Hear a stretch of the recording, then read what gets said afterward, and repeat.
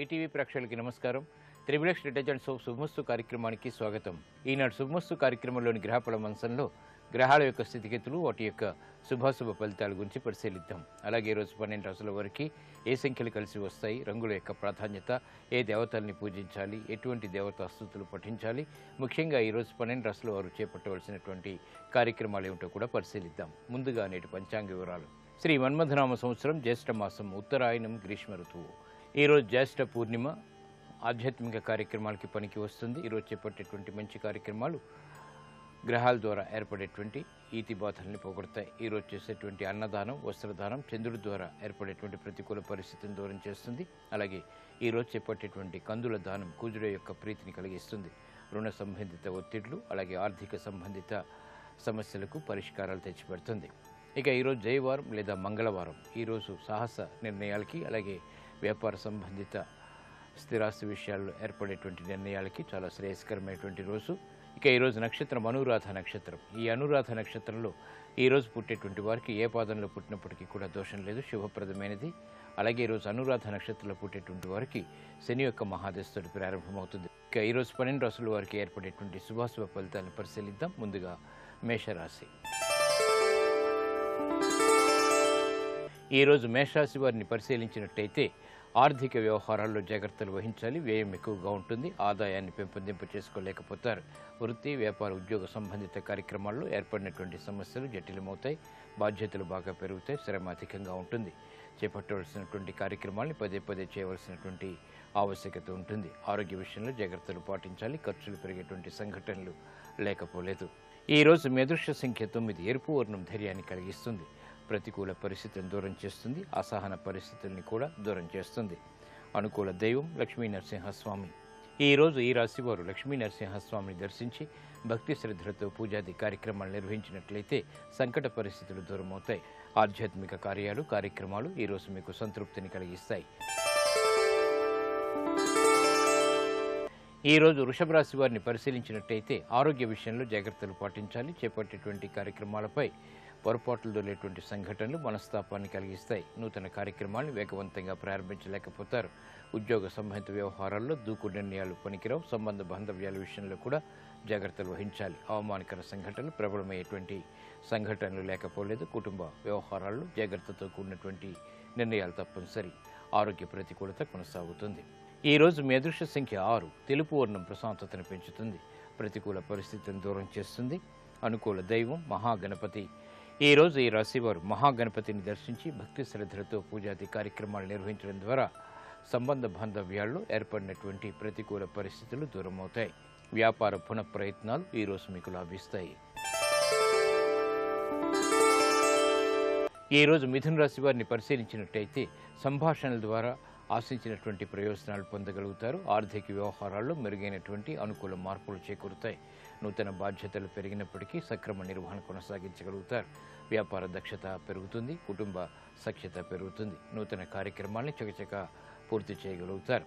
వ్యాపార ప్రతిబంధకాల్ని ధైర్యంతో ఎదుర్కోగలుగుతారు. రాజకీయ లబ్ధికి చేపట్టేటువంటి కార్యక్రమాల్లో మొదట ప్రతికూలత, తర్వాత అనుకూలత కొనసాగుతాయి. ఈ రోజు మీ అదృష్ట సంఖ్య 3. పసుపు వర్ణం త్వరితగతిని శుభాన్ని కలిగిస్తుంది. ప్రతికూల పరిస్థితుల్ని దూరం చేస్తుంది. అనుకూల దైవం ఈశ్వరుడు. ఈ రోజు ఈ రాశివారు శివాలయాన్ని దర్శించి ఈశ్వరుడికి అభిషేకాది కార్యక్రమాలు భక్తి శ్రద్ధలతో నిర్వహించడం ద్వారా వ్యయ కుజ రవుల ద్వారా ఏర్పడేటువంటి ప్రతికూల పరిస్థితులు దూరమవుతాయి. ఆర్థిక లావాదేవీలు, సంభాషణలు ఈరోజు మీకు లాభిస్తాయి.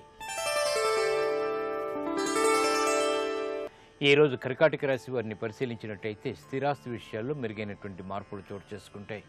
రాజకీయ వ్యవహారాలు కలిసి వస్తే పితృ సంబంధిత కార్యాలలో విజయాలు సాధించగలుగుతారు. నూతన బాధ్యతలు పెరుగుతాయి. అయినప్పటికీ సక్రమ నిర్వహణ కొనసాగించగలుగుతారు. వ్యాపారంలో ఏర్పడినటువంటి సమస్యలకు పరిష్కారాలు లభిస్తాయి. నూతన విధి విధానాలతో కూడినటువంటి కార్యక్రమ నిర్వహణ ఉద్యోగరీత్యా కొనసాగించగలుగుతారు. నూతన కార్యక్రమాలను గృహరీత్యా కూడా ప్రారంభించగలుగుతారు. ఆనందకర సంఘటనలు గృహంలో చోటు చేసుకుంటాయి. శుభవార్తలు వింటారు. ఈ రోజు మీ అదృష్ట సంఖ్య 5. ఆకుపచ్చ వర్ణం రక్షణకి దోహదపడుతుంది. ఆహ్లాద పరిస్థితుల్ని కలిగిస్తుంది. అనుకూల దైవం శ్రీ మహావిష్ణువు. ఈ రోజు ఈ రాశివారు శ్రీ మహావిష్ణువుని దర్శించి భక్తి శ్రద్ధలతో పూజాది కార్యక్రమాలు నిర్వహించినట్లయితే జన్మ బృహస్పతి ద్వారా ఏర్పడేటువంటి మానసిక రుగ్మతలు దూరమవుతాయి. విద్యా ప్రయత్నాలు ఈరోజు మీకు అనుకూలం. ఈ రోజు సింహరాశి వారిని పరిశీలించినట్టయితే ఉద్యోగ సంబంధిత వ్యవహారాల్లో అభివృద్ధి గోచరిస్తుంది. గతంలో ఆగిపోయినటువంటి పనులు తిరిగి ఊపందుకుంటాయి. నూతన ఉత్సాహం పెరుగుతుంది. ఆర్థిక వ్యవహారాల్లో అవకతవకలు మెల్లమెల్లగా సద్దుమణుగుతాయి. నూతన బాధ్యతలు పెరిగినప్పటికీ ఆశించినటువంటి ప్రయోజనాల్ని సక్రమంగా నిర్వహించగలుగుతారు. వ్యాపార వ్యవహారాల్లో ఏర్పడినటువంటి ప్రతికూల పరిస్థితుల్ని అనుకూలంగా మరల్చుకోగలుగుతారు. కుటుంబ వ్యవహారాల్లో ఏర్పడినటువంటి ప్రతికూలత తగ్గుతుంది. ఆరోగ్య విషయంలో కూడా మంచి మార్పులు చేకూరుతాయి. ఈ రోజు మీ అదృష్ట సంఖ్య 5. ఆకుపచ్చ వర్ణం రక్షణకి దోహదపడుతుంది. ప్రతికూల పరిస్థితులు దూరం చేస్తుంది. అనుకూల దైవం సుబ్రహ్మణ్య స్వామి. ఈ రోజు ఈ రాశివారు సుబ్రహ్మణ్య స్వామిని దర్శించి భక్తి శ్రద్ధలతో పూజాది కార్యక్రమాలు నిర్వహించడం ద్వారా ఆర్థిక వ్యవహారాల్లో ఒత్తిళ్లు బాగా తగ్గుతాయి. స్థిరాస్తి కొనుగోళ్లు ఈ రోజు మీకు లాభిస్తాయి. ఈ రోజు కన్యారాశి వారిని పరిశీలించినట్టయితే లాభదాయకమైనటువంటి కార్యక్రమ నిర్వహణ వ్యాపారరీత్యా కొనసాగించగలుగుతారు. శ్రద్ధతో కూడినటువంటి విజయాలు ఆనందాన్ని కలిగిస్తాయి. విద్యలో అభివృద్ధికి చేపట్టేటువంటి కార్యక్రమాలు కలిసి వస్తాయి. విదేశీ లావాదేవీల్లో ఆశించినటువంటి ప్రయోజనాలు దక్కుతాయి. ఆర్థిక ప్రయోజనాలని కూడా వేగవంతంగా దక్కించుకునేటువంటి ప్రయత్నాలు ముమ్మరం చేయగలుగుతారు. వ్యాపార వ్యవహారాల్లో ప్రతికూల పరిస్థితులు దూరమవుతాయి. ఆశించినటువంటి ప్రయోజనాలు ఉద్యోగరీత్యా కూడా పొందగలుగుతారు. నూతన కార్యక్రమాన్ని గృహరీత్యా ప్రారంభించగలుగుతారు. స్వతంత్ర ప్రతిపత్తితో కూడినటువంటి కార్యక్రమ నిర్వహణ తద్వారా విజయాలు ఆనందాన్ని కలిగిస్తాయి. క్రీడా సంబంధిత వ్యవహారాల్లో ఆశించినటువంటి ప్రయోజనాలు దగ్గరవుతాయి. గౌరవ మర్యాదలు దక్కుతాయి. ఆరోగ్యం పదిలం. ఈ రోజు మీ అదృష్ట సంఖ్య 3. పసుపు వర్ణం త్వరితగతిని శుభాల్ని కలిగిస్తుంది. ఆహ్లాద పరిస్థితుల్ని ఆహ్వానిస్తుంది. అనుకూల దైవం దక్షిణామూర్తి. ఈ రోజు ఈ రాశివారు శ్రీ దక్షిణామూర్తి స్వామిని దర్శించి భక్తి శ్రద్ధలతో పూజాది కార్యక్రమాలు నిర్వహించడం ద్వారా ఆలోచన సంపత్తి పెరుగుతుంది. పొరపాట్లు దూరమవుతాయి. విదేశీ సంబంధిత లావాదేవీలు, సంభాషణలు, ప్రయాణాలు ఈ రోజు మీకు లాభిస్తాయి. ఈ రోజు తులారాశి వారిని పరిశీలించినట్టయితే ప్రయాణాల విషయంలో జాగ్రత్తలు వహించాలి. రుణ ఒత్తిళ్లు బాగా పెరుగుతాయి. ఊహించినటువంటి పరిణామాలు వ్యాపారరీత్యా ఎదుర్కోవాల్సినటువంటి ఆవశ్యకత ఉంటుంది. నూతన కార్యక్రమాలను వేగవంతంగా ప్రారంభించలేకపోతారు. గృహ విషయాల్లో ఆచితూచి నిర్ణయాలు తీసుకోవాలి. వ్యాపార దక్షత లేనటువంటి కార్యక్రమాల ద్వారా సమస్యల్ని ఆహ్వానిస్తారు. కాబట్టి జాగ్రత్తలు తప్పనిసరి. ఉద్యోగ వ్యవహారాల్లో పొరపాట్లు దొరుకుతాయి. దూకుడు నిర్ణయాల ద్వారా సమస్యలు ఎదురవుతాయి. విద్యా సంబంధిత విషయాలు మాత్రం యోగిస్తాయి. ఈ రోజు మీ అదృష్ట సంఖ్య 2. తెలుపు వర్ణం ప్రశాంతతని పెంచుతుంది. ప్రమాదాలని దూరం చేస్తుంది. అనుకూల దైవం లక్ష్మీ నరసింహస్వామి. ఈ రోజు ఈ రాశివారు లక్ష్మీ నరసింహస్వామిని దర్శించి భక్తి శ్రద్ధలతో పూజాది కార్యక్రమాలు నిర్వహించడం ద్వారా అష్టమ రవికుజుల ద్వారా ఏర్పడేటువంటి అతి ప్రమాదాలు దూరమవుతాయి. ఆరోగ్య పరీక్షలు ఈ రోజు మీకు మేలును కలిగిస్తాయి. ఈ రోజు వృశ్చిక రాశి వారిని పరిశీలించినట్టయితే ఆరోగ్య విషయంలో జాగ్రత్తలు పాటించాలి. శ్రమ అధికంగా ఉంటుంది. బాధ్యతలు బాగా పెరుగుతాయి. నూతన కార్యక్రమాల్లో ఆశించినటువంటి ప్రయోజనాలు దగ్గరవుతాయి. ఆర్థిక కార్యక్రమాలని సక్రమంగా పూర్తి చేయగలుగుతారు. విదేశీ సంబంధిత లావాదేవీలు కలిసి వస్తాయి. నూతన కార్యక్రమాలను గృహరీత్యా కూడా చేపట్టగలుగుతారు. వ్యయం ఎక్కువగా ఉన్నప్పటికీ ఆదాయం కూడా సమాంతరంగా ఉంటుంది. నూతన వ్యవహారాలు గృహరీత్యా ఆనందాన్ని కలిగిస్తాయి. ఈ రోజు మీ అదృష్ట సంఖ్య 9. ఎరుపు వర్ణం ధైర్యాన్ని కలిగిస్తుంది. ప్రతికూల పరిస్థితుల్ని ఎదుర్కొనేటువంటి శక్తి సామర్థ్యాన్ని కలిగిస్తుంది. అనుకూల దైవం ఆంజనేయ స్వామి. ఈ రోజు ఈ రాశివారు ఆంజనేయ స్వామిని దర్శించి భక్తి శ్రద్ధలతో పూజాది కార్యక్రమాలు నిర్వహించడం ద్వారా జన్మశని ద్వారా ఏర్పడేటువంటి ప్రతికూల పరిస్థితులు దూరమవుతాయి. ప్రమాదాలు దూరమవుతాయి. పెట్టుబడులు ఈ రోజు మీకు రాణిస్తాయి. ఈ రోజు ధనుసు రాశి వారిని పరిశీలించినట్టయితే ఆర్థిక వ్యవహారాల్లో జాగ్రత్తలు వహించాలి. విదేశీ సంబంధిత ప్రయాణాలు మాత్రం కలిసి వస్తాయి. నూతన ఒప్పందాల ద్వారా ఏర్పడినటువంటి సమస్యలు జటిలమవుతాయి. వ్యాపార వ్యవహారాల్లో ఆచితూచి నిర్ణయాలు తీసుకోవాలి. కుటుంబ బాధ్యతలు పెరుగుతాయి. సంకట పరిస్థితులు ఉన్నప్పటికీ ఎదుర్కోగలుగుతారు. ఉద్యోగ వ్యవహారాల్లో ఆశించినటువంటి ప్రయోజనాల్ని ఆలస్యంగా పొందగలుగుతారు. ఆర్థిక వ్యవహారాల్లో ఏర్పడినటువంటి సమస్యలు జటిలమవుతాయి. విద్యాపరమైనటువంటి చిక్కుల నుంచి మాత్రం బయటికి రాగలుగుతారు. నూతన కార్యక్రమాల్ని వృత్తిరీత్యా చేపట్టగలుగుతారు. ఆటంకాలతో కూడినటువంటి విజయాలు తథ్యం. ఈ రోజు మీ అదృష్ట సంఖ్య 3. పసుపు వర్ణం త్వరితగతిని శుభాల్ని కలిగిస్తుంది. అనుకూల దైవం ఈశ్వరుడు. ఈ రోజు ఈ రాశివారు శివాలయాన్ని దర్శించి ఈశ్వరుడికి అభిషేకాది కార్యక్రమాలు నిర్వహించడం ద్వారా అష్టమ బృహస్పతి ద్వారా ఏర్పడేటువంటి ఆటంకాలు దూరమవుతాయి. ఆరోగ్య పరీక్షలు ఈరోజు మీకు లాభిస్తాయి. ఈరోజు మకర రాశి వారిని పరిశీలించినట్టయితే స్త్రీలు శుభవార్తలు వింటారు, సంబంధ బాంధవ్యాలు మెరుగవుతాయి. వ్యాపార వ్యవహారాల్లో, ఆర్థిక సంబంధ బాంధవ్యాల్లో ఆశించినటువంటి ప్రయోజనాన్ని పొందగలుగుతారు. వృత్తిలో అభివృద్ధి గోచరిస్తుంది. నూతన కార్యక్రమాన్ని చకచకా పూర్తి చేయగలుగుతారు. వ్యాపార దక్షత పెరుగుతుంది. విదేశీ సంబంధిత లావాదేవీలు కలిసి వస్తాయి. ప్రయాణాలు సుఖవంతం.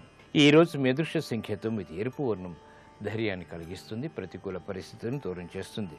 అనుకూల దైవం సుబ్రహ్మణ్య స్వామి. ఈరోజు ఈ రాశి వారు సుబ్రహ్మణ్య స్వామిని దర్శించి భక్తి శ్రద్ధలతో పూజాది కార్యక్రమాలు నిర్వహించడం ద్వారా శుభ ప్రయత్నాలు కలిసి వస్తాయి. వ్యాపార నిర్ణయాలు ఈరోజు మీకు లాభిస్తాయి. ఈరోజు కుంభరాశి వారిని పరిశీలించినట్టయితే కోర్టు సంబంధిత వ్యవహారాల్లో నెగ్గుకు రాగలుగుతారు. నూతన కార్యక్రమాలు గృహరీత్యా చేపట్టగలుగుతారు. సంబంధ బాంధవ్యాల విషయంలో ఏర్పడినటువంటి సమస్యలు జటిలమవుతాయి. సఖ్యత లోపించేటువంటి సంఘటనలు మనస్తాపాన్ని కలిగిస్తాయి. చిరాకు పరిస్థితులు ఉద్యోగరీత్యా కొనసాగుతాయి. వ్యాపార వ్యవహారాల్లో, ఆర్థిక సంబంధిత లావాదేవీల్లో జాగ్రత్తలు వహించాలి. నూతన కార్యక్రమాన్ని గృహరీత్యా వేగవంతంగా ప్రారంభించలేకపోతారు. ఆరోగ్య విషయంలో ప్రతికూలత కొనసాగుతుంది. ఖర్చులు ఉక్కిరిబిక్కిరి చేస్తాయి. ఈరోజు మీ అదృష్ట సంఖ్య 5. ఆకుపచ్చ వర్ణం రక్షణకి దోహదపడుతుంది. ప్రతికూల పరిస్థితిని దూరం చేస్తుంది. అనుకూల దైవం శ్రీ వెంకటేశ్వర స్వామి. ఈరోజు ఈ రాశివారు శ్రీ వెంకటేశ్వర స్వామిని దర్శించి భక్తి శ్రద్ధలతో పూజాది కార్యక్రమాలు నిర్వహించడం ద్వారా అర్ధాష్టమ రవికుజుల ద్వారా ఏర్పడేటువంటి మానసిక రుగ్మతలు దూరమవుతాయి. కోర్టు సంబంధిత వ్యవహారాలు, లావాదేవీలు, సంభాషణలు ఈరోజు మీకు ఊరట కలిగిస్తాయి. ఈరోజు మీనరాశి వారిని పరిశీలించినట్టయితే కార్యక్రమ నిర్వహణలో నైపుణ్యం కొనసాగించగలుగుతారు. మానసిక ధైర్యం పెరుగుతుంది. చేపట్టేటువంటి కార్యక్రమాలపై పట్టు బిగించగలుగుతారు. స్వతంత్ర నిర్ణయాల ద్వారా విజయాలు సిద్ధిస్తాయి. దూకుడు వ్యవహారాలు వ్యాపారీత్యా కలిసి వస్తాయి. ఆర్థిక వ్యవహారాల్లో ఏర్పడినటువంటి ప్రతికూల పరిస్థితులు దూరం అవుతాయి. మానసిక ఉల్లాసం పెరుగుతుంది. కార్యక్రమ నిర్వహణలో ఆశించినటువంటి ప్రయోజనాలను దగ్గర చేసుకోగలుగుతారు. ప్రయాణాల ద్వారా ప్రయోజనాలు సాధించగలుగుతారు. నూతన ఒప్పందాలు కలిసి వస్తాయి. విదేశీ లావాదేవీల్లో ఆశించినటువంటి ప్రయోజనాలు దక్కుతాయి. ఆనందాన్ని కలిగిస్తాయి. ఈ రోజు మీ అదృష్ట సంఖ్య 3. పసుపు వర్ణం త్వరితగతిని శుభాన్ని కలిగిస్తుంది. ప్రతికూల పరిస్థితులను దూరం చేస్తుంది. అనుకూల దైవం మహాలక్ష్మి. ఈరోజు ఈ రాశి వారు శ్రీ మహాలక్ష్మి అమ్మవారిని దర్శించి భక్తి శ్రద్ధలతో పూజాది కార్యక్రమాలు నిర్వహించడం ద్వారా ఆర్థిక వ్యవహారాల్లో వేగవంతమైనటువంటి మార్పులు ఆనందాన్ని కలిగిస్తాయి, అనుకూలిస్తాయి. ఆర్థిక వ్యవహారాలు, సంభాషణలు, లావాదేవీలు ఈరోజు మీకు లాభిస్తాయి.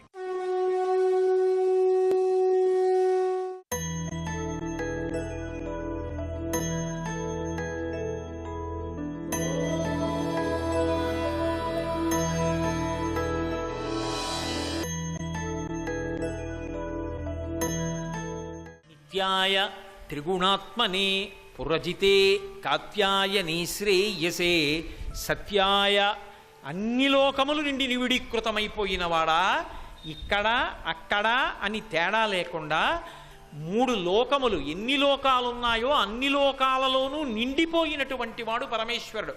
చేరరాజు గారి కథ అని ఒక కథ చెప్తారు. ద్రవిడ దేశంలో ఇప్పటికీ అవయార కథలని ప్రఖ్యాతిగా చెప్తారు. ఒకప్పుడు అందరూ వెళ్ళి నది పొంగింది, దానికి గట్టు వెయ్యాలి, ప్రతి కుటుంబం నుంచి ఒక్కొక్కళ్ళు వెళ్ళి గట్టి వెయ్యాలన్నారు. పాపం అవ్వ ఉంది, ఆవిడ కుటుంబం, ఆవిడకి ఎవరున్నారు, భర్త లేరు, పిల్లలు లేరు, ఎవరూ లేరు. పరమశివుడే వచ్చాడు. వచ్చి నాకు ఆకలేస్తోంది, ఏమైనా ఉంటే పెట్టవ్వా అన్నాడు. అంటే ఆవిడంది ఏమీ లేవు, తుంపులు ఉన్నాయ్యా అంది. పోనీ తుంపులే పెట్టన్నాడు. తుంపులంటే మీకు తెలుసా? అట్లు వేసినప్పుడు అట్టు చివరి భాగంలో కొంచెం ఇలా ఇలా ఇలా ఇలా రకరకాలైనటువంటి ఇది వచ్చి అట్టు తీసేసినప్పుడు చిన్న చిన్న ముక్కలు ఊడిపోతాయి. దాన్ని అట్లకాడతో పక్కకి లాగేస్తారు. ఎర్రగా మంచి కరకరలాడుతూ ఉంటాయి. ఆ తుంపులు ఉన్నాయి అంతే. అట్లన్నీ తినేశారు వచ్చిన వాళ్ళు బాటసారులు. నాయన తుంపులు ఉన్నాయిరా, అట్లు లేవుంది ఆవిడ. పోనీ తుంపులు పెట్టవా అన్నాడు. ఆవిడ ఆ అట్లు చిరిగిపోయిన తుంపు ముక్కలు పెట్టింది. ఆ తుంపులు తిన్నాడు. తిని, అవ్వా నేను ఎవరి దగ్గరైనా ఏమైనా పుచ్చుకుంటే ఉపకారం చేయకుండా వెళ్ళను, ఏం కావాలి నీకన్నాడు. అదిగో ఆ నది దగ్గర కట్ట వెయ్యాలి, కానీ నా ఇంట్లో ఎవరు మొగాళ్ళు లేరు, నేను వెళ్ళి చేయలేను పెద్దదాన్ని, నా పనుకున వెళ్ళి కట్ట వెయ్యండి. ఆయన కట్ట వేయడం మానేసి పాటలు పాడుకుంటూ కూర్చున్నాడు. అటుగా వచ్చాడు రాజుకి సంబంధించినటువంటి అధికారి.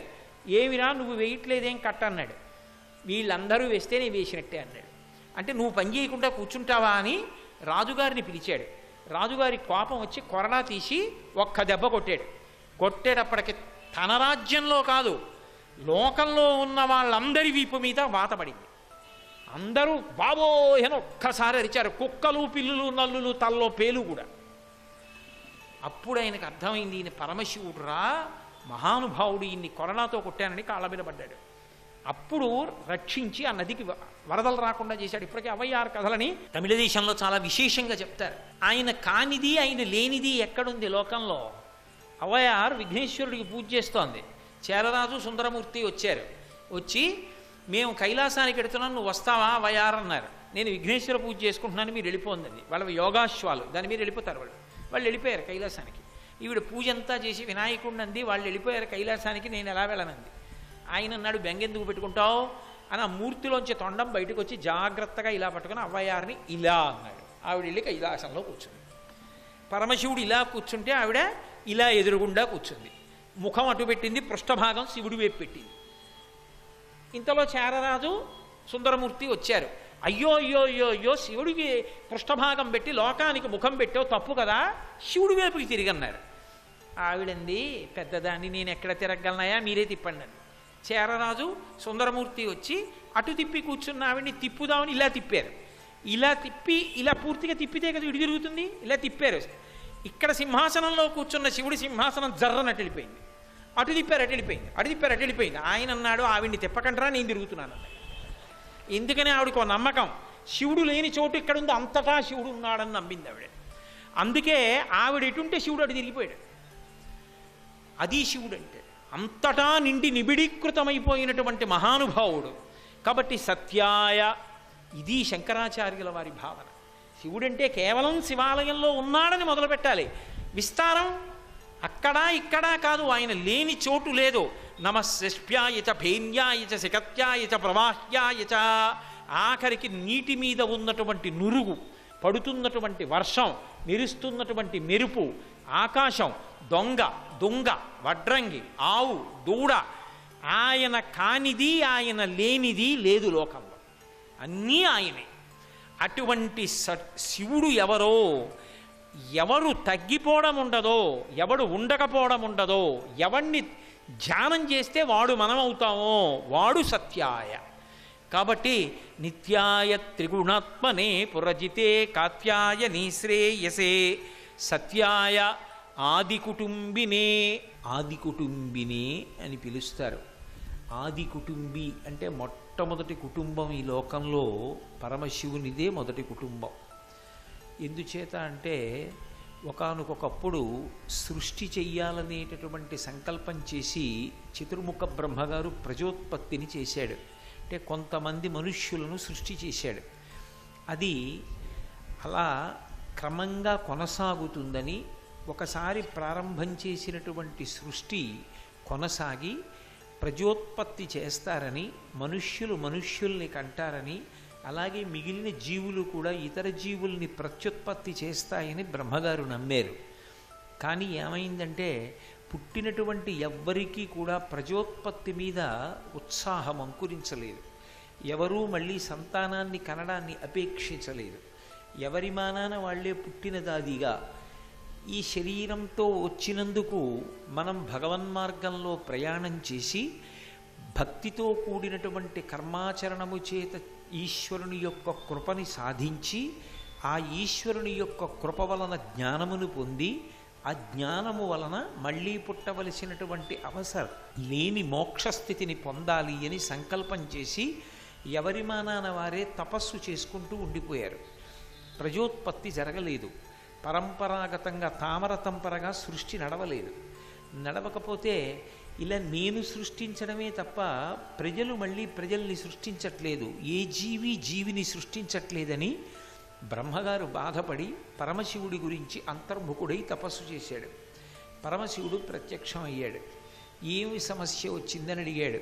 అయ్యా, మీ ఆజ్ఞ మేరకు నేను సృష్టి చేశాను, కానీ నేను సృష్టి చేసినప్పటికీ కూడా నా సృష్టిలో మొదట వచ్చినటువంటి ప్రజలు ఎవరున్నారో వాళ్ళు మళ్ళీ పునరుత్పత్తి చేయడానికి సిద్ధంగా లేరు.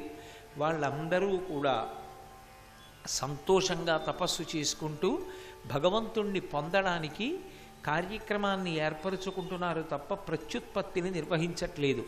కాబట్టి ఈ సృష్టి తామరతంపరగా నడవడానికి కావలసినటువంటి అవకాశాన్ని మీరు కల్పించవలసింది అని ప్రార్థించాడు. పరమేశ్వరుడు అన్నాడు, సృష్టి పరంపరాగతంగా జరగాలి అంటే నేను ఒకే ప్రాణి యందు భిన్నత్వాన్ని కల్పిస్తాను. ప్రతి ప్రాణి యందు కూడా మగ ఆడ అని రెండు ఏర్పడతాయి. మొట్టమొదట నా శరీరంలోనే అది ప్రారంభం అవుతుందని తన శరీరాన్ని అర్ధనారీశ్వర స్వరూపంగా మార్చాడు. అప్పుడు వామభాగమునందు పార్వతీదేవి రూపాన్ని పొందాడు.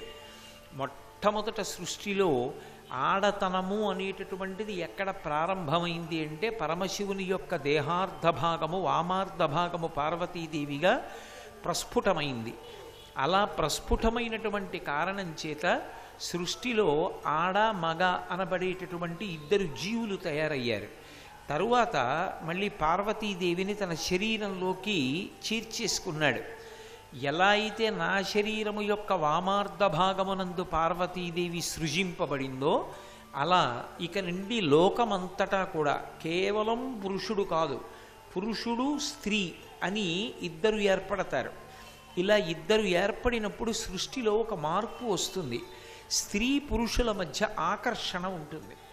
పురుషుడు స్త్రీని కోరుతాడు, స్త్రీ పురుషుణ్ణి కోరుతుంది. కానీ వాళ్ళిద్దరి మధ్య ధర్మబద్ధమైనటువంటి జీవనము జరగడానికి వివాహం అనబడేటటువంటి వ్యవస్థ ఒకటి ఏర్పడుతుంది. ఇది ప్రతి మనుష్యుని యొక్క మనస్సులో కూడా 8 సంవత్సరముల వయస్సు దాటిన తరువాత లింగభేదం తెలుస్తుంది. నేను మగవాణ్ణి, ఆమె ఆడది అన్న భేదం తెలుస్తుంది. ఆ భేదం తెలిసిన తరువాత స్త్రీ పట్ల పురుషుడు వ్యామోహితుడవుతాడు, స్త్రీ పురుషుని పట్ల వ్యామోహితమవుతుంది. అలా జరగకపోతే ప్రహృష్టత ఉండదు, సృష్టి యందు సంతోషం ఉండదు, స్త్రీ పురుషుల యొక్క సమాగమమునందు. అలా సంతోషంగా దంపతులు కలవకపోతే సృష్టి జరిగినప్పుడు పుట్టినటువంటి బిడ్డలు తేజోవంతంగా మంచి తెలివితేటలు కలిగినటువంటి వారు, ఆరోగ్యవంతులైనటువంటి వారు జన్మించరు. అలా మంచి సంతానం కలగాలి అంటే, మంచి చైతన్యవంతమైన సంతానం కలగాలి అంటే స్త్రీ పురుషుల యొక్క సమాగమమునందు నేను ఒక సంతృప్తిని ఏర్పాటు చేస్తున్నాను. దీని చేత ఇకపైన ప్రజోత్పత్తి జరుగుతుంది, నువ్వు బెంగ పెట్టుకోక్కర్లేదని మొట్టమొదట అర్ధనారీశ్వర స్వరూపాన్ని ప్రకటనం చేశాడు. అలా ప్రకటనం చేసి లోకమంతటా కూడా స్త్రీ పురుషులనేటటువంటి 2 శరీరములను విభాగం చేశాడు. 2 శరీరములు సప్తధాతువులతోటే ఏర్పడతాయి. చర్మము, రక్తము, కొవ్వు, అస్థి, శుక్ల, మేధ మొదలైనటువంటి పదార్థములతోటే ఏర్పడతాయి. ఈ 7 ధాతువులే ఉన్నప్పటికీ శరీరాలలో కించిత్ మార్పు ఉన్న కారణం చేత స్త్రీ పురుషులు ఒండరులు ఒకరి పట్ల ఒకరు వ్యామోహితులవ్వడానికి కావలసినటువంటి కారణాన్ని ఏర్పరిచాడు. అలా జరిగితే దాని వలన వచ్చే ఉపయోగం ఏమిటి? అసలు మనసులో కామం ఎందుకు పుట్టాలి? అలా కామం పుట్టేటట్టుగా పరమశివుడు ఎందుకు వ్యవస్థ ఏర్పాటు చేయడం? అలా ఏర్పాటు చేసి ఉండకపోతే బాగుండేది కదా అంటే, అలా కామము పొటమరించి అది ధర్మబద్ధము కాకపోతే పితృరుణం నుంచి విముక్తుడు కాడు. తండ్రి తనని ఎలా కన్నాడో అలాగే తాను కూడా సంతానాన్ని కనాలి. కాబట్టి పితృరుణం దేనివల్ల తీరుతుంది అంటే సంతానాన్ని కనడం వల్ల పితృరుణం తీరుతుంది. కామము ధర్మబద్ధమై ధర్మపత్ని యందు వ్యామోహాన్ని పొందితే దాని వలన ధర్మస్వరూపమైనటువంటి సంతానం అంకురిస్తారు. సంతానం కలగాలి అంటే మనస్సునందు కామం ఉండాలి. కామము మనసునందు ప్రచోదనమైన తరువాత విచ్చలవిడితనం కలగకుండా ఉండాలి అంటే ధర్మము నిలబడాలి. ధర్మము నిలబడాలి అంటే ధర్మపత్నిని స్వీకరించాలి. అందుకని వివాహము అనబడేటటువంటి వ్యవస్థని ఏర్పాటు చేశాడు. అందుకే వివాహ కాండ వేదాంతర్గతం. వేదంలో చెప్పబడినటువంటి మంత్రముల చేత వివాహం జరుగుతుంది తప్ప మన స్వంతంగా అర్థం పర్థం లేకుండా ఏదో భార్యని స్వీకరించేటటువంటి తత్వం వైదికమైనటువంటి సంప్రదాయమునందు ఉండదు. అందుకే వైదిక సంప్రదాయంలో వివాహం చెయ్యగానే చేసేటటువంటి మొట్టమొదటి పని ఏది అంటే పెద్దలైనటువంటి వారిని సత్కరించడం, సదస్యం చేయడం, పండితుల్ని తీసుకొచ్చి వాళ్ళ చేత వేదమంత్రాలు చదివించడం, వాళ్ళ ఆశీర్వచనం తీసుకోవడం, పెళ్లి చేసేటప్పుడే పెండ్లి కుమార్తెని అత్తవారింటికి పంపడానికి ముందే పెళ్లి కొడుక్కి గోదానం చేస్తారు. ఈ గోవు పిల్ల యొక్క అత్తవారింటికి ముందు వెడుతుంది. వీళ్ళ గోవు అక్కడ ఉంటుంది. గోవు అత్తవారింటికి ముందు వెళ్ళింది అంటే తన కూతురు అత్తవారింటికి వెళ్ళిన కారణం చేత అత్తవారి ఇంట్లో సమస్తమైన వైభవం ఏర్పడుతుంది. అసలు సమస్తమైన వైభవము అన్నప్పుడు వివాహానికి ఉన్నటువంటి ప్రధానమైన లక్షణం ఏమిటి? ఎందుకు చేస్తారు వివాహం? వివాహంలో సంకల్పం ఒక్కటే ఉంటుంది, ధర్మ ప్రజాపత్యర్థం అంటారు. ధార్మికమైనటువంటి సంతానం కలగాలి. సంతానము అంటే ఒక్క కొడుకు కాదు, ఒక్క కూతురు కాదు. కొడుకు పుట్టాలి, కూతురు పుట్టాలి. ఎందుకని? కొడుకు పుడితే తాను తరిస్తాడు, కూతురు పుడితే కన్యాదానం చేసినప్పుడు దశ పూర్వేషాం దశాపరేషాం 10 తరాలు ముందు 10 తరాల వెనక తరిస్తారు. సర్వం శ్రీ ఉమామహేశ్వర పరబ్రహ్మార్పణమస్తు. స్వస్తి. సుఖాన్ని సంతోషాన్ని కల్పించగలిగినటువంటి పరమేశ్వరుడు ఈ లోకంలో 3 రూపాలతో తిరుగుతూ ఉంటాడు సుఖాన్ని కల్పించడానికి.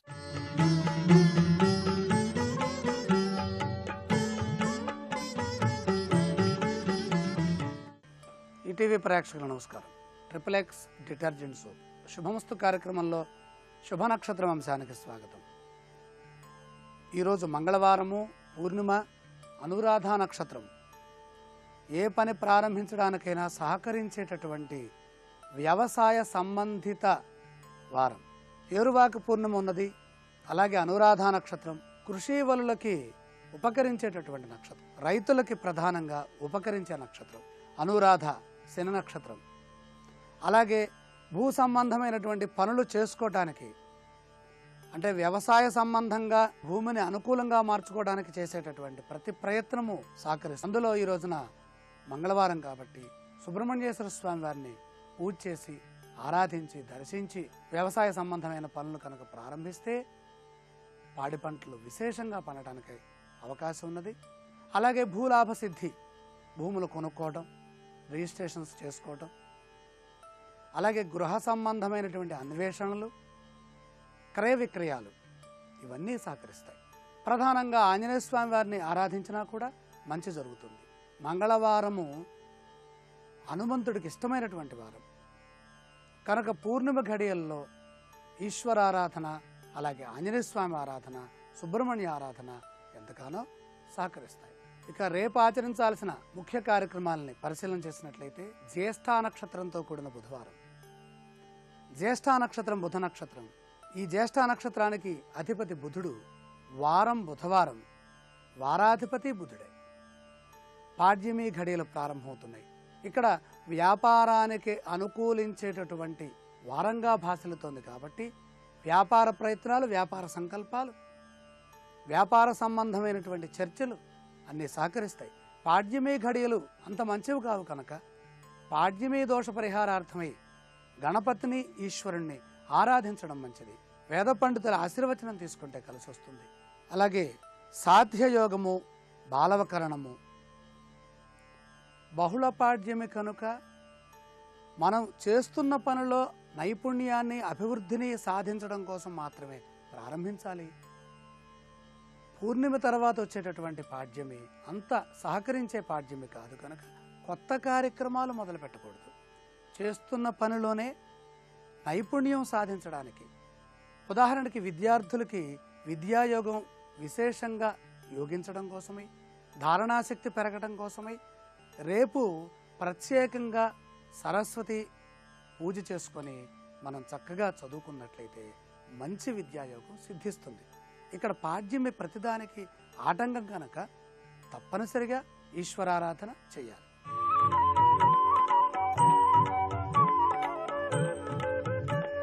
పేరులో పెన్నిధి ఈ అంశానికి స్వాగతం. కా, కి, కు, కే, కో అనే అక్షరాలని మనం చెప్పుకోవాలి. అయితే ఇక్కడ ఈ కే అనే అక్షరం పునర్వసుకు సంబంధించిన అక్షరంగా వేదంలో చెప్పబడింది. వేదాంగమైనటువంటి జ్యోతిష్ శాస్త్రంలో ప్రధానంగా రుద్రయామిళ, బ్రహ్మయామిళ గ్రంథాలలో ఈ క్రమం చెప్తూ 4 నక్షత్రాలకు మాత్రం ఒక్కొక్క అక్షరాన్నే సూచించారు. అవి ఏవేంటంటే ఆర్ద్రా నక్షత్రంలో కు అనే అక్షరం మాత్రమే ఉన్నది. అలాగే హస్తా నక్షత్రంలో, గణపతి నక్షత్రంలో పూ అనే అక్షరం మాత్రమే ఉన్నది. అలాగే పూర్వాషాఢ నక్షత్రం ఏకాక్షరం కలిగి ఉంది, బూ అనే అక్షరంతో ఉన్నది. అలాగే ఉత్తరాభాద్ర నక్షత్రంలో దూ అనే అక్షరం మాత్రమే ఉన్నది. మరి మిగతా 3 అక్షరాలు ఏంటి? ఒక నక్షత్రానికి 4 పాదాలు ఉంటాయి కదా, మిగతా పాదాల సంగతి ఏంటంటే పరమేశ్వరుడు ప్రత్యేకంగా ప్రక్షిప్త అక్షరములని చెప్పారు ఆయన. ఈ ప్రక్షిప్త అక్షరములు పేరులో కనుక పెట్టుకున్నట్టయితే 1కి 10 సార్లు యోగ్యతని విచారించి వంశక్రమాన్ని పరిశీలన చేసి అప్పుడు మాత్రమే పెట్టాలని చెప్పారు.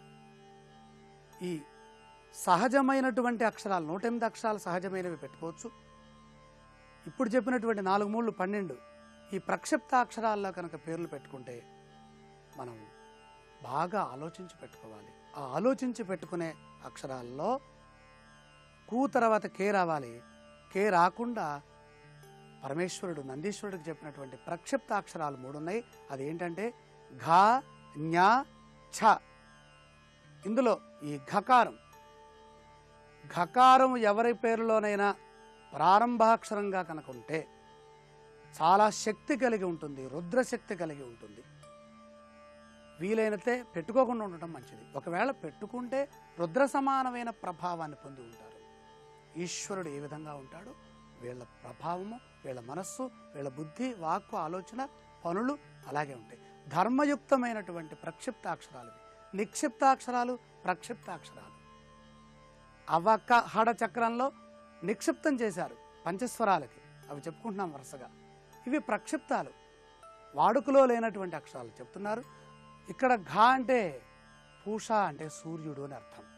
అలాగే ఇది స్తంభన బీజంగా ఉన్నది. ఎవరికైనా సరే ఘన శ్యామ్ అనే పేరు ఎక్కడ ఉన్నా ఘన అనే పేరుతో కనుక మొదలైతే, ఉదాహరణకి కొంతమందిని ఘనపాఠీలు అని పిలుస్తుంటారు. పేరంతా వదిలేసేసి ఈ పేరే పిలుస్తుంటారు.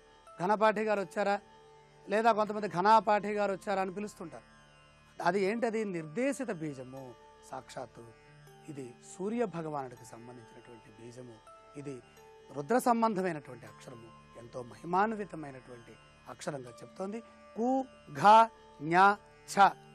ఇవి ప్రక్షిప్తాక్షరాలు 3 శాస్త్రంలో ఉన్నవి కాబట్టి మనం దీన్ని చెప్పుకుంటున్నాము. ఇప్పుడు ప్రస్తుత కాలంలో వాడుకల్లో అంతగా కనపట్టలేదు. ఇది ఈశ్వరారాధనకు సంబంధించినటువంటి నామము. పరమేశ్వరుని ఆరాధించిన, అలాగే సోమవారం అధిష్టాన వారంగా పెట్టుకున్న, ప్రధానంగా ఉద్యోగ సంబంధమైన, అనుష్ఠాన సంబంధమైన విద్యలు ఒకే పని ఒకేసారి అలా పరిపరి విధాలుగా చేసేటటువంటి ఉద్యోగం ఉంటుంది. రేపటి శుభమస్తు కార్యక్రమంలో జ్ఞ అనే అక్షరంతో పేరు ప్రారంభమయ్యే వారి అదృష్ట భాగ్య సిద్ధిని పరిశీలించేద్దాం.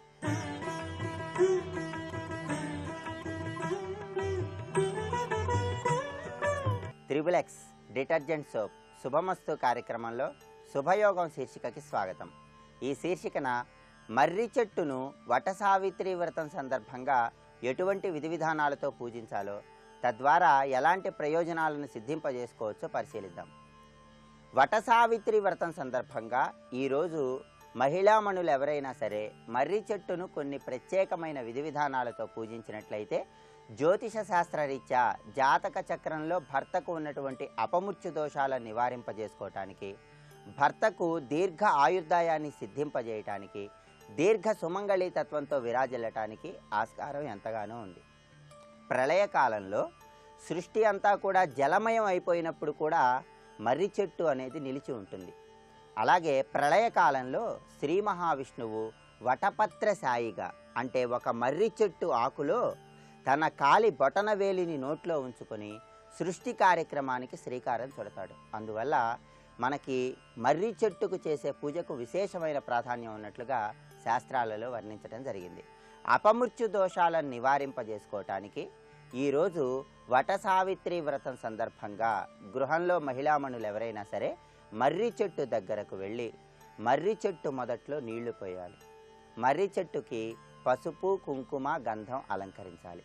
మర్రి చెట్టును తాకుతున్నటువంటి తరుణంలో మహిళామణులు ఎవరైనా సరే సావిత్రీయం నమస్తుభ్యం వటవృక్షే మహాసతి పాపాపహారిణీ దేవి కళ్యాణ కురు పూజితే అనేటటువంటి శ్లోకాన్ని చదువుకుంటూ ఆ మర్రి చెట్టును తాకాలి.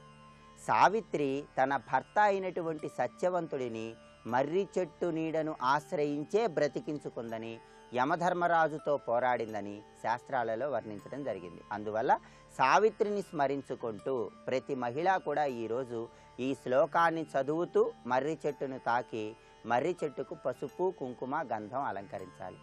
మర్రి చెట్టు మొదట్లో నీళ్లు పోయాలి. ఆ తర్వాత ఒక తెల్లటి వస్త్రాన్ని కానీ తెల్లటి దారాన్ని కానీ తీసుకొని ఆ మర్రి చెట్టుకు కట్టాలి. తెల్లటి దారాన్ని తీసుకున్నట్లయితే ఆ తెల్లటి దారాన్ని 5 సార్లు చుడుతూ మర్రి చెట్టుకు కట్టాలి.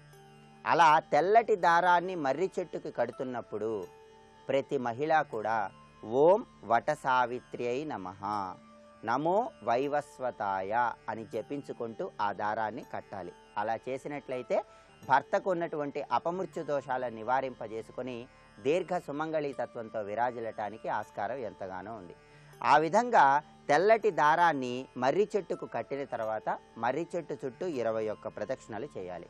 ప్రదక్షిణలు పూర్తి కాగానే ఆ మర్రి చెట్టుకి చక్కగా ధూప దీప నైవేద్యాలు సమర్పించాలి.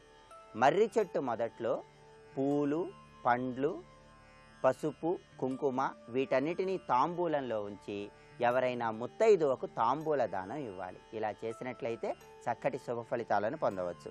అలాగే ఈరోజు వటసావిత్రి వ్రతం సందర్భంగా మర్రి చెట్టు సమీపంలో గొడుగు, నీటి కుండ, పెసరపప్పు, నెయ్యి, బెల్లము, చందనము వీటిలో ఏదైనా సరే ఎవరికైనా దానంగా ఇచ్చినట్లయితే గ్రహదోషాలన్నీ తొలగింపజేసుకొని గ్రహాల యొక్క పరిపూర్ణమైన అనుగ్రహాన్ని చాలా సులభంగా పొందవచ్చు.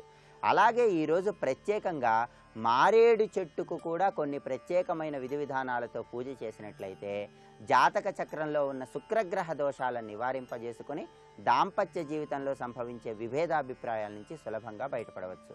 అన్యోన్య దాంపత్య జీవితానికి, వివాహం కాని వాళ్ళు ఎవరైనా సరే సత్వరమే వివాహ ప్రాప్తికి ఈరోజు మారేడు చెట్టు దగ్గరకు వెళ్ళి మారేడు చెట్టు చుట్టూ 5 ప్రదక్షిణలు చేయాలి. అలాగే మారేడు చెట్టు దగ్గర ఒక ఎర్రటి దారం తీసుకొని ఆ మారేడు చెట్టుకి 7 సార్లు చుట్టాలి. ఆ తర్వాత మారేడు చెట్టు మొదట్లో నీళ్లు పోయాలి. మారేడు చెట్టుకి గంధము, పసుపు, కుంకుమ అలంకరించి ఎర్రటి పుష్పాలతో మారేడు చెట్టుని పూజిస్తూ శ్రీవృక్షాయై శ్రీనివాసాయై నమః అని స్మరించుకోవాలి. మారేడు చెట్టు సమీపంలో బ్రాహ్మణుడికి పండును దానంగా ఇస్తున్నప్పుడు ప్రతి ఒక్కరూ కూడా లక్ష్మీ ప్రియతాం అని జపించుకోవాలి. అలా జపించుకుంటూ పండును దానం చేసినట్లయితే లక్ష్మీదేవి యొక్క పరిపూర్ణమైన అనుగ్రహాన్ని చాలా సులభంగా పొందవచ్చు. రేపటి శుభమస్తు కార్యక్రమంలో శుభయోగం శీర్షికన 32 గణపతుల సమాహారంలో సంకటహర గణపతిని పూజిస్తే ఎటువంటి సత్ఫలితాలు కలుగుతాయో పరిశీలిద్దాం.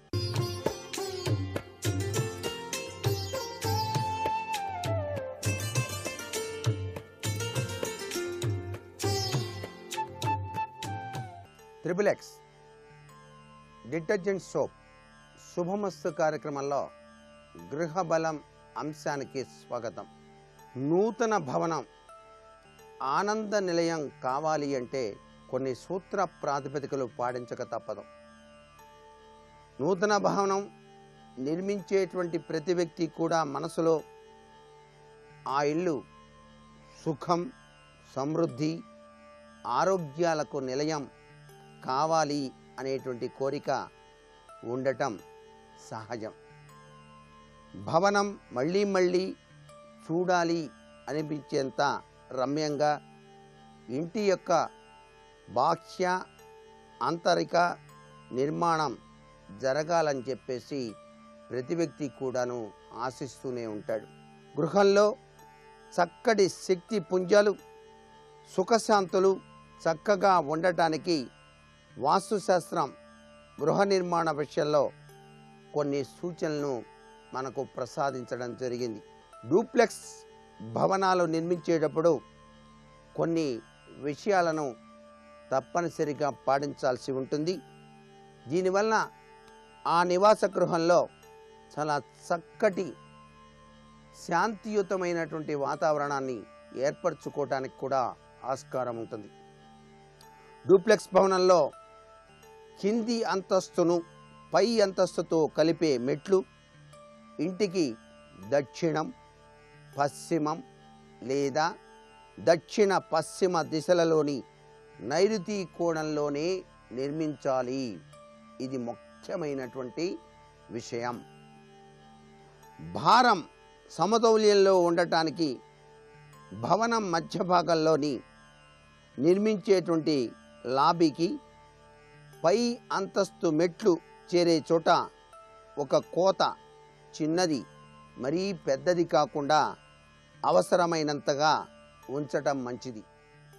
పశ్చిమ దక్షిణ దిశల్లో ఎక్కువగా కోత ఉండటం వల్ల బరువు తూర్పు, ఉత్తరం లేదా తూర్పోత్తర దిశల్లో తక్కువగా ఉండి వాస్తు ప్రకారంగా కొంత ఇబ్బందిని సూచించడానికి ఆస్కారం ఉంది.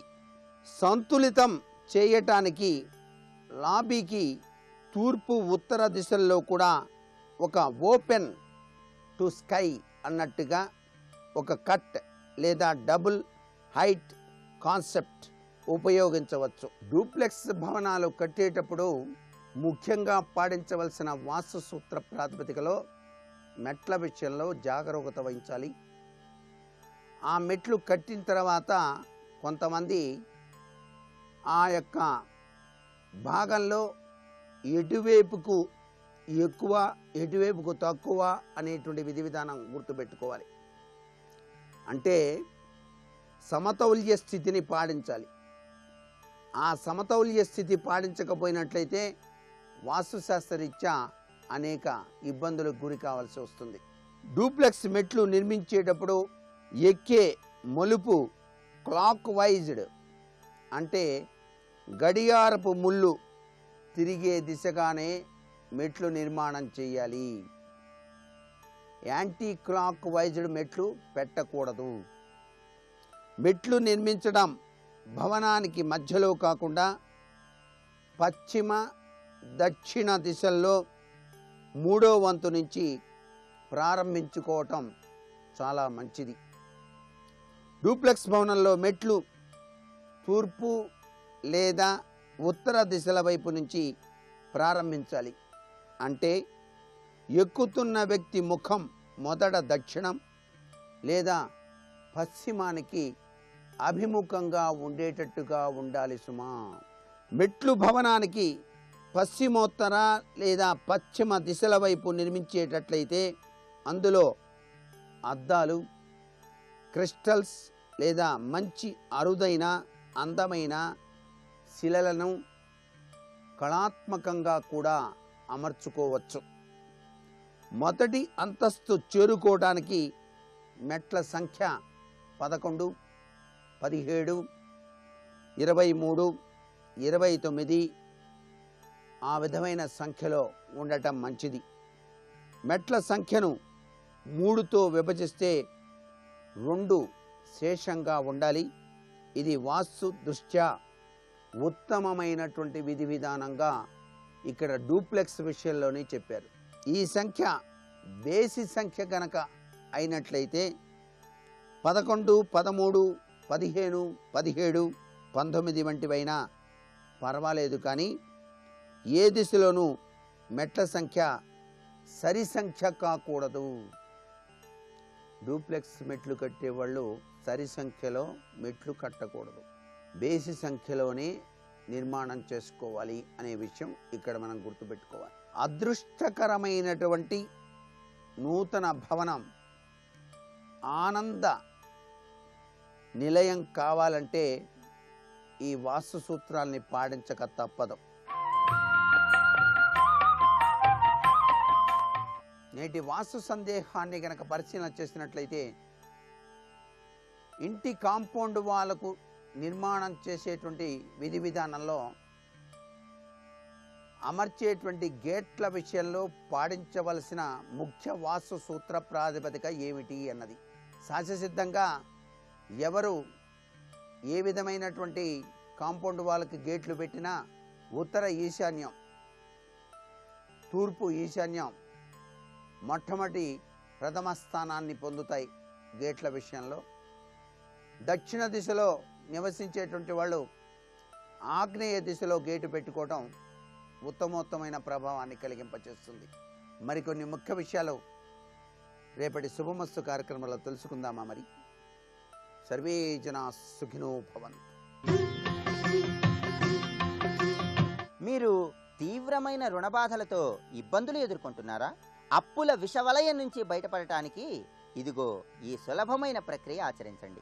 మంగళవారం సుబ్రహ్మణ్య స్వామిని ఎర్రటి పుష్పాలతో పూజిస్తూ స్వామి చిత్రపటం ముందు 6 ఒత్తులు వేసి ఆవు నెయ్యితో దీపారాధన చేయండి. స్వామికి ఆవు పాలతో తయారు చేయబడిన తీపి పదార్థాలు నివేదించండి. స్వామికి నివేదించిన తీపి పదార్థాలు ప్రసాదంగా స్వీకరించండి.